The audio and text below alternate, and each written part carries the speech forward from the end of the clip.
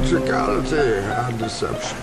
Powerful agents to the uninitiated, but we are initiated. I'm super excited! Storming a suburban home demanding answers. The town wants to talk to you. A group of vigilantes fed up with youth crime are quickly met with the force. You won't do your job properly. Right, It's civilians doing your job for you. A blockade of police standing guard but outnumbered by locals determined to speak to those inside who they believe have been causing trouble in their neighbourhood. He's done the runner out the back. Red shirt, out there he goes. Red shirt out the back, over the back fence. Running through the streets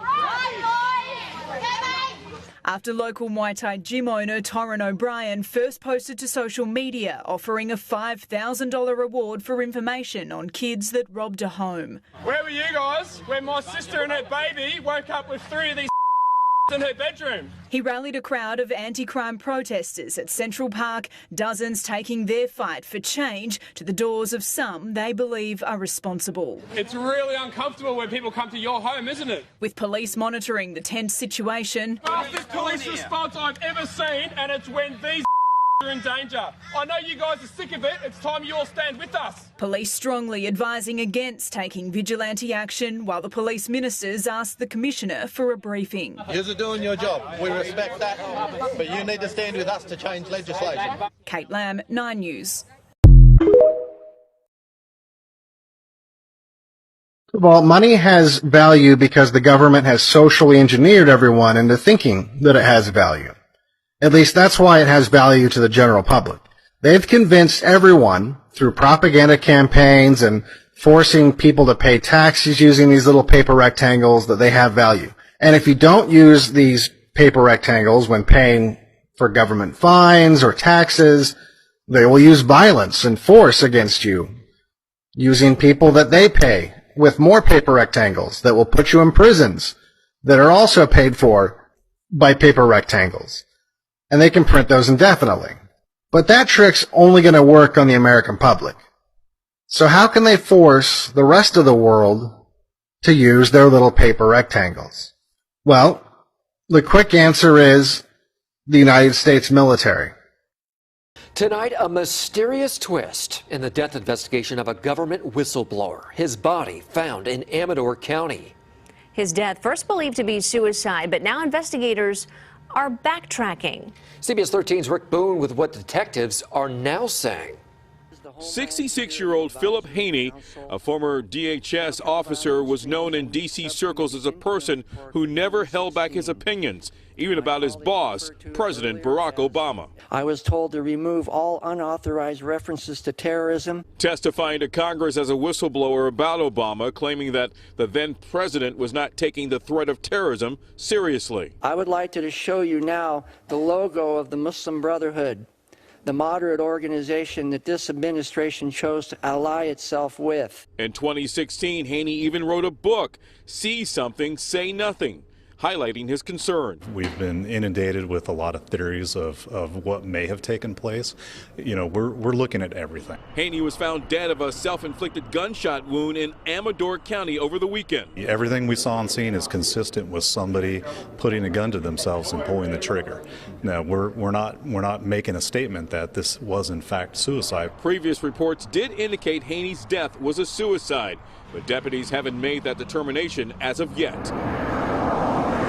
His body was found in a car in this park and ride that's along Highway 16. It's less than 3 miles from where he lived in an RV park. Investigators are not saying if foul play was involved. Deputies say it is a standard to analyze these type of incidents before any ruling can be made. Every death that occurs in the county, when it comes to something like this, we treat and look at it as a homicide until we prove otherwise.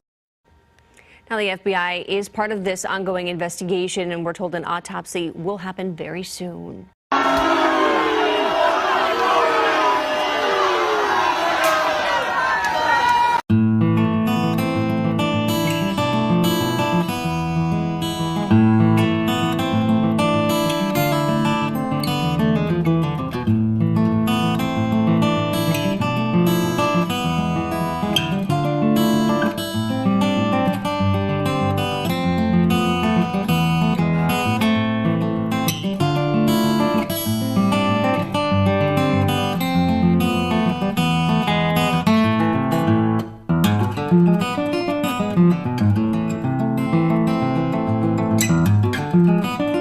Top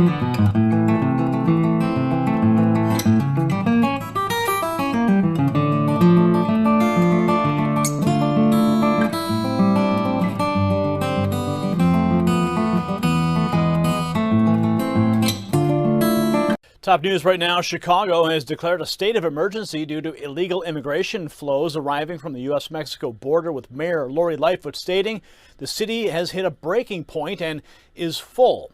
Texas Governor Greg Abbott has bussed over 8,000 border crossers and illegal aliens to Chicago since August of 2022 to save taxpayers billions in social and economic costs.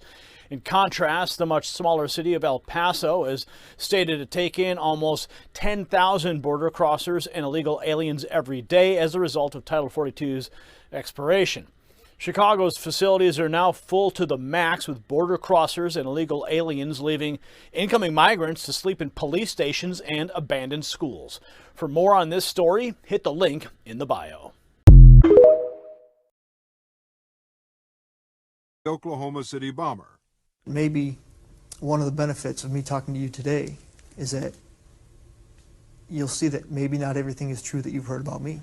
On the morning of April 19, 1995, a decorated Gulf War combat vet blew up the federal building in Oklahoma City using a truck bomb that he didn't build in a Ryder truck that he didn't rent with the help of a passenger who didn't exist. Having just gotten away with the largest act of terrorism on U.S. soil to date, the Fort Bragg-trained Special Forces Sheep Drip Dropout blended in with the crowd by making his getaway in a car without a license plate and was immediately pulled over. The ATF was the supposed target of the attack, but luckily all of their agents were out of the office that morning.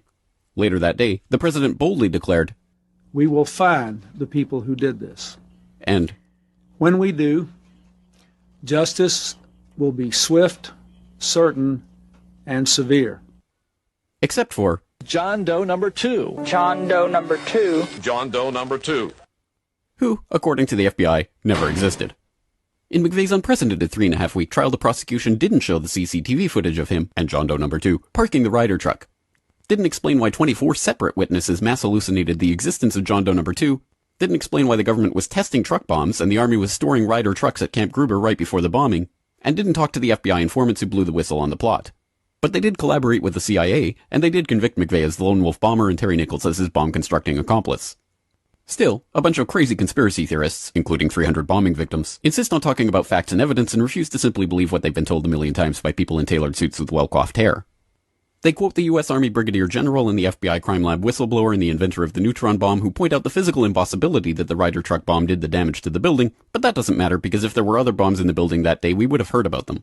The second explosive was found and defused. I think he said another bomb. The Justice Department is reporting that a second explosive device has been found.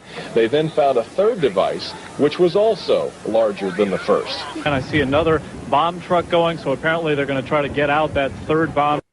The FBI claims to have lost the footage showing McVeigh and John Doe number 2 parking the truck in front of the Murrah building that morning, but that's understandable because the Bureau has a lot of important evidence to store. Terry Nichols insists the FBI was involved in the plot, but thankfully a judge has saved us the trouble of listening to him by preventing lawyers from deposing him. There was a bomb squad truck parked across the street 2 hours before the blast, but that just shows the authorities were prepared for anything. And other documents obtained by 2020 show that someone called the Executive Secretariat's office at the Justice Department in Washington and said the Murrah building had been bombed. But this was 24 minutes before the blast. But that just shows the public was unusually vigilant that morning. Also, apparently, before the bombing, Governor Frank Keating's brother, Mark, had been working on a novel about a terrorist bombing in Oklahoma City. Stranger still, one of the characters in the novel was named Thomas McVeigh. But that's probably just a coincidence. McVeigh wrote a letter to his sister where he admitted to being a secret Special Forces operative, and he complained to friends of the pain in his ass from an Army-implanted microchip, but that's crazy because if he didn't actually leave the Army in 1991, there would be proof of that. McVeigh was not executed on May 16, 2001 as scheduled because the FBI had failed to turn over thousands of pages of evidence to McVeigh's defense attorneys. But the execution went ahead on June 11th. In a highly unusual and secret agreement, no autopsy was performed. One witness said he was still breathing, and the prison officials admitted his hearse was a decoy. Then, the case was officially closed. And if you question any part of this story, you are a paranoid wingnut birther, truther, tenther, prepper conspiracy loon who'd bring up any of these points ever again. Ever. This message has been brought to you by the Friends of the FBI, ATF, DOJ, CIA, SPLC, MSM, and the U.S. Army.